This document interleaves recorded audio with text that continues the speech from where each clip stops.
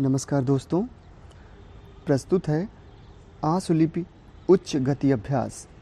गति 90 शब्द प्रति मिनट। Yes, ready, start. महोदय, जब हम रोजगार के आंकड़ों को देखते हैं तो बेरोजगारों की संख्या लगभग 6 करोड़ आंकी गई है। पिछले समय इसी सदन में उत्तर दिया गया है, उसमें 5 करोड़ बेरोजगार लोगों की संख्या आंकी गई है और आज तक यह लगभग 6 करोड़ हो गई है। लेकिन योजना आयोग के जो उपाध्यक्ष हैं, उन्होंने पिछले दिनों इस बात की आशंका व्यक्त की थी कि नई शताब्दी के प्रथम दशक तक बेरोजगारों की संख्या 10 करोड़ हो जाएगी। जब तक हम उस अनुपात को ध्यान में रखकर कोई योजना नहीं बनाएंगे, तब तक बेरोजगारी की जो विकराल समस्या है, उससे मुक्ति प्राप्त नहीं कर सकते। इस समस्या का हल नहीं निकाला जा सकता। इसलिए योजनाकारों को योजना बनाते समय इन सारी बातों पर ध्यान देना चाहिए। जहाँ तक रोजी रोटी का प्रश्न है, गांव से शहर की तरफ लोग पलायन कर रहे हैं। उसकी वजह यह है कि जो हमारे श्रमिक मजदूर साथी हैं, गांव में रहने वाले हैं, उनके लिए गांव में रोजगार उपलब्ध नहीं है।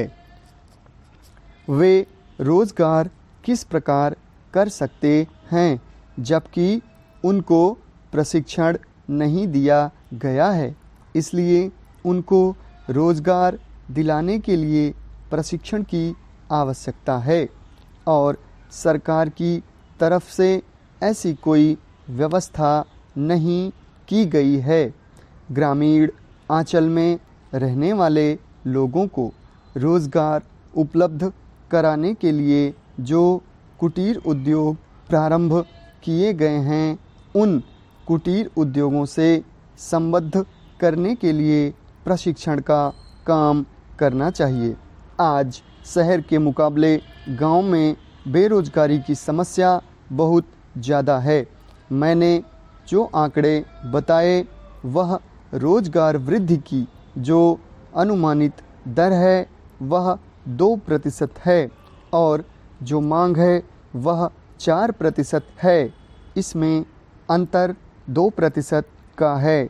यह जो खाई है, इसको पाटने की आवश्यकता है और इसे पाटने के लिए सरकार की तरफ से आवश्यक कदम उठाए जाने चाहिए। ऐसा मेरा आपके माध्यम से इस सरकार से आग्रह है। तभी कुछ सार्थक प्रयास हो सकेगा। इस देश से बेरोजगारी को दूर करने के लिए 10वीं योजना के प्रारंभ में करीब 6 करोड़ की बेरोजगारी आंकी गई थी।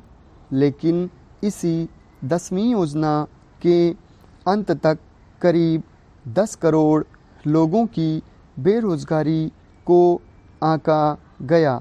इस खाई को दूर करने के लिए जब हम अगली पंचवर्षीय योजना पर विचार कर रहे हैं, तो मैं समझता हूँ कोई कारगर प्रयास नहीं किए जा रहे हैं। स्टॉप।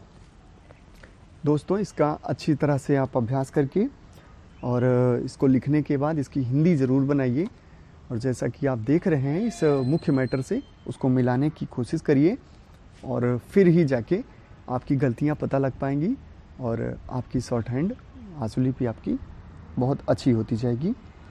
धन्यवाद।